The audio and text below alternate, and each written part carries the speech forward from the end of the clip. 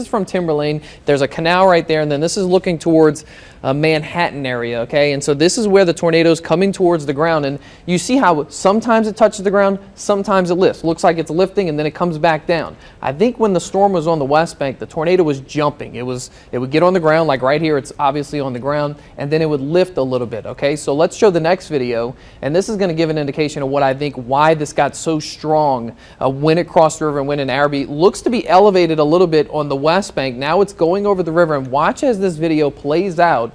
Remember, the river has no trees, it has nothing on it, okay? It's just a flat body of water. No, it's not sucking up energy from the river, but the stronger winds are allowed to go into this thing at this point, and look how intense it gets as it crosses the river.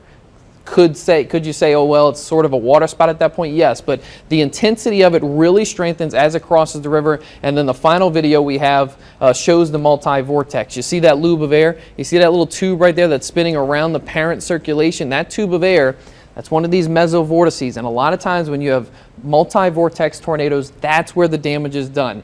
You have multiple vortices rotating around a parent circulation. Now from the outside, you're just looking at, hey, that's a dark spot, that's a dark tornado. But inside of that, that's where the damage is done, when you have all of these little vorticities spinning around, and those vorticities are what hits homes. That's what hits different things, and it does a lot of the destruction that we're seeing out there from our reporters. If you think of them as sort of fingers of intense wind, some of them are stronger than others, and that's why you might get one home obliterated or the roof, and then somebody else just gets some lawn furniture thrown around. It's a perfect way to put it. How one house can be touched and totally devastated to the ground, and the other house, there's not much damage. There's a little bit of damage, but not much. It's those little vorticities within that parent circulation that you don't see them because it all is part of the condensation funnel.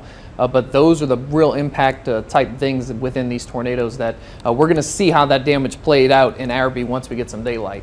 And Zach, it's actually a good thing that it was kind of up and down on the ground, because it did not cause as widespread of damage as it could have potentially done. I think it was in the Midwest a few months ago when we had those horrible tornadoes, and they said the tornado just stayed on the ground for so long. That's why so many hundreds of people were affected. Yeah, for us, this is a long track tornado, but for up north, not really. I mean, we have to be if you're West Bank residents all across this red line, you have to be counting your blessings that this was not an EF2 or EF3 the entire length all the way across, because it does look like it was jumping over the West Bank where you have a little damage, and then I haven't really heard any damage from Algiers, so it seems like it might have been elevated there, and then I do believe that river allowed that wind to really funnel into this thing and strengthen it, possibly maybe upwards of an EF3 in Arabi. And we talked about New Orleans East too a little bit. We have not really heard of any reports of damage there, although there are power outages, so perhaps power lines were brought down. Again, with sunlight, we'll be able to get out there and get a better idea of some of the damage in that area. Yeah, it wasn't as intense. Once it moved out towards New Orleans East, there aren't significant damage. Maybe there could have still been some strong winds, a weaker tornado, but definitely Arabi is that bulk of this energy, and that's where they're going to find the highest rating of the tornado. Okay, thanks.